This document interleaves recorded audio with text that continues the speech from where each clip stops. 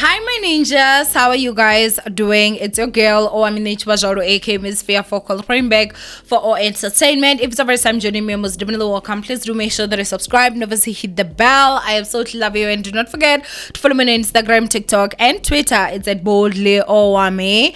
Now, my ninjas, obviously, welcome back to my channel. I am the blog about. And so, yeah, if it's your first time joining in, please stay, watch the video. You might actually enjoy it here because your bloggers get information from here. Why not just get it from the source, But anyway, ninjas, I also do want to remind you guys that I do consultations for YouTube. Our masterclass is going to be happening in November. I think it's November the 4th, okay? So I'm going to have the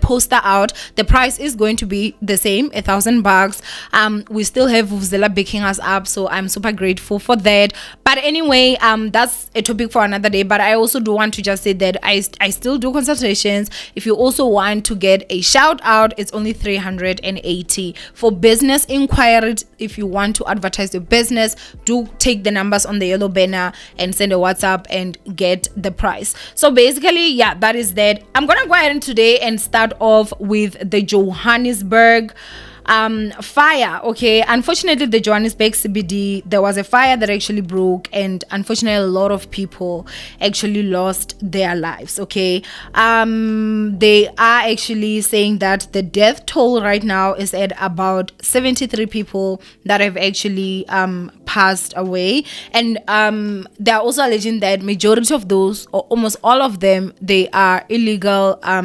foreigners, I should say. But anyway, there is this tweet that actually came from the Truth Panther, and I'm gonna go ahead and read. And this is what he said. He said that providing housing for illegal immigrants living in hijacked buildings is not the duty of the South African government. According to the minister in the presidency, Khumbudzo Ntshavheni, when asked about the early Thursday morning fire in Johannesburg that killed at least 73 people, Ntshavheni said that there is no housing crisis in South Africa. The minister was questioned if the government had a national strategy to deal with stolen buildings in the nation's metropolitan cores at a post-cabinet briefing on Thursday in Pretoria. Now, of course, I'm sure that I've put some of the pictures there. You can see that honestly that was just really sad. So there are also allegations that there are people that have been burnt beyond recognition. So if this is someone that is not South African, they came to this country, they don't even have papers, and now they're burnt to a point of not being able to even be recognized. I just cannot imagine the nightmare. I feel like there's a lot of people that will be missing and they don't know, maybe some of them were they in that building. Now, basically, they also said that the Gauteng Health Department says that families of the victims of the Joburg CBD building fire can visit the Deep Kloof mortuary in Soweto to identify their loved ones from today. Now, as I'm saying, if they're alleging that these are people that were illegal, foreigners, then high chances are some maybe don't even have family members here.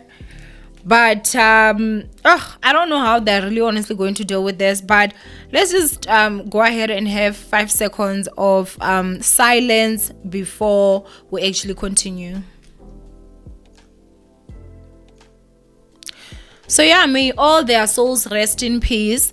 I did see that there were some people that were starting to say that, when we said they should go vote, they did not go vote, this and this. I think that for me, the only thing that I can actually say is that I think as Africa, we definitely just need to unite, you guys. Like, think about it. If Venda had like proper internet, I don't want to lie, I wouldn't be in Gauteng. No, I'm not even kidding. Like, there are many times where I've actually thought of, I want to just pack my stuff and go home. Like, there's just something about home, man. But at the end of the day, that when you're sitting home, I can't be able to work the way that I am working now. Just because the internet is not as fast over there, But if it was a matter of the internet was fast, everything was there, I wouldn't be in Gauteng. I'd come to Gauteng to visit, I'd be home. And so I think that there's kind of like that thing thing where I do understand. I don't think that there's anyone that is an illegal foreigner that leaves their country and come this side, but it's better that side, and so, not that I'm making excuses for anyone, but I'm just saying that I think that as people, we should also learn to put ourselves maybe in these people's shoes. They're from countries that are horrible. Look at Zimbabwe, how it is, and I think that me now looking into like other African countries, South Africa is still very affordable, you guys. Like, it's wild that there are people in African countries that are buying one roll on 150 rands, like the equality to that. And I mean, the equivalent to that. And again, on top of that, you should remember that we are still making more than them, so obviously, yes, they're gonna look at South Africa like as the greener pastures. But if our leaders were also like, to be like in the UN, and it's African leaders that are like, listen, as African leaders, we need to clean our countries. Let's clean our countries. Let's make our countries comfortable for every citizen in that country. If it's South Africa, South Africans are comfortable. Zimbabweans are comfortable. Nigerians are comfortable. Ghanaians are comfortable. Then at least, if anyone wants to travel to another person's country, it won't be because I need greener pastures, but just because maybe I want to be there, because I think that most people, if given the chance, and it's a matter of their countries can be the same as South Africa, I think that most of them wouldn't even be here, So it really honestly is sad, because I did see that from the number. They were also saying that the youngest child that passed, I think, was like 18 months. And they're saying that it's about 14 children that actually, passed away in this whole situation. I really honestly just am saddened by this. It's really honestly just so sad. I think that African leaders need to communicate with African leaders so that they can just do better for their people. Because at the end of the day, we also see what's going on in South Africa, and we do not want Haibo, guys. Haibo. Not load shedding, Mdagabao. Like, what in the hell? You see how bad this country is? How, guys? How? Okay, let me see. And I don't even think my inverter is charged fully. Oh, damn it. Let me. Wabana Ramapos. Woo! Okay, we're back. But basically what I was trying to say is that you can see how bad South Africa is right now as well. So we also don't have a choice. It's not even a matter of we're xenophobic. It's not even a matter of we don't want to unite with other Africans. It's a matter of we see that our country is also going to go to where you guys are. And unfortunately for South Africans, we do not have a South Africa to go to, So, it's a lot. I really honestly just feel so bad for their families and them. I cannot imagine dying by fire. But, man, I would like again to say RIP to everyone that lost their lives. And let's go ahead and move on to the next topic. Now, up next, my ninjas, we're going to talk about Dr. Nandipha Magudumana. Okay. Dr. Nandipha Magudumana actually appeared in court for her bail application. If I'm not mistaken, I think that this is the first time that she's actually applying for the bail, because they did keep on postponing and stuff, and it's been a while, hey? It really, honestly, I feel like has been a while. So basically, what I'm going to go ahead and say here is that they're basically saying that Dr. Nandipha Magudumana is saying that she was actually taken to Tanzania not out of her own free will.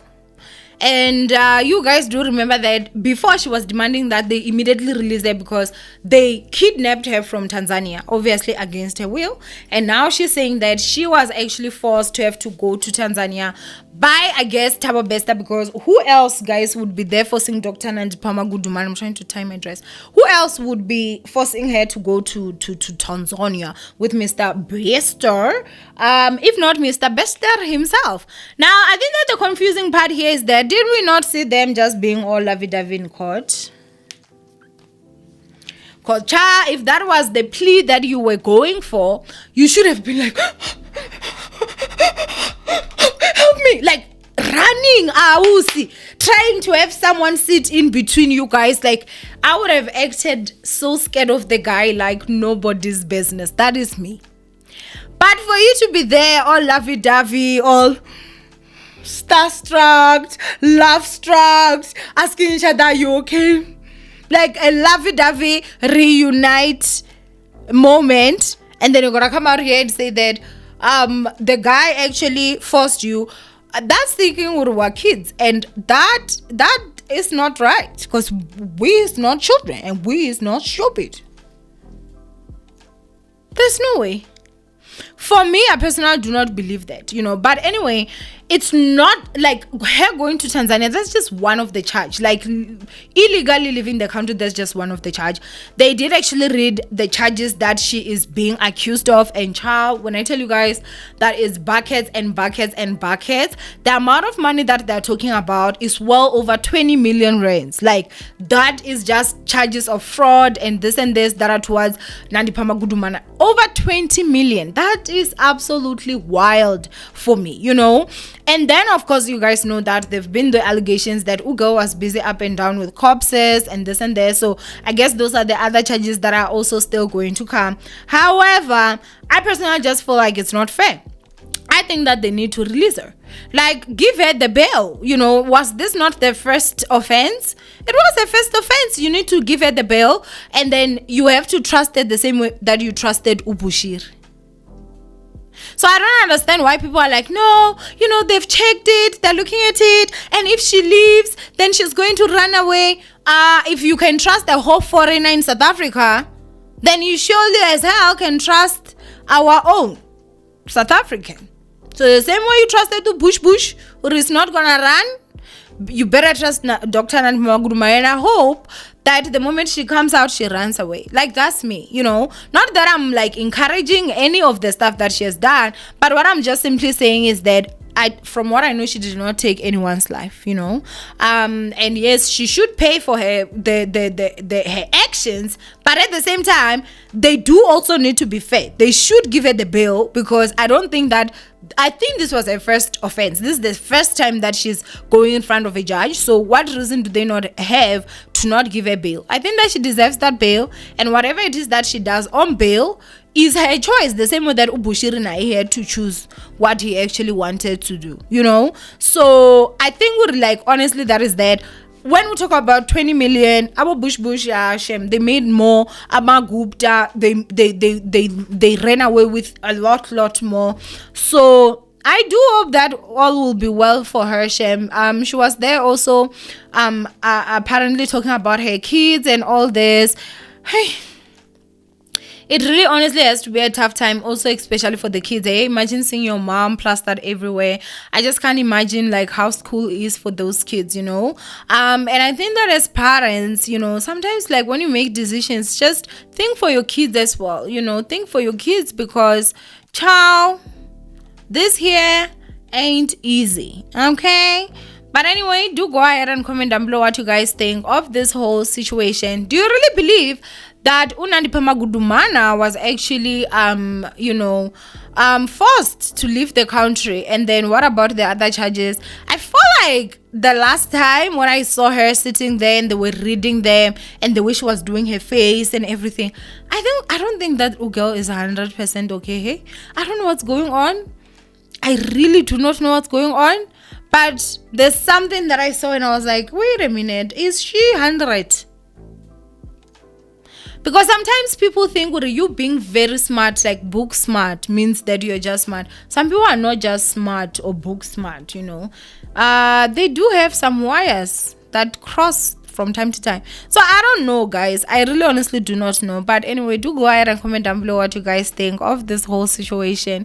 From Owamie, I love you guys. Stay blessed. Happy Friday. And I will see you guys in my next upload. Mwah. Bye, ninjas.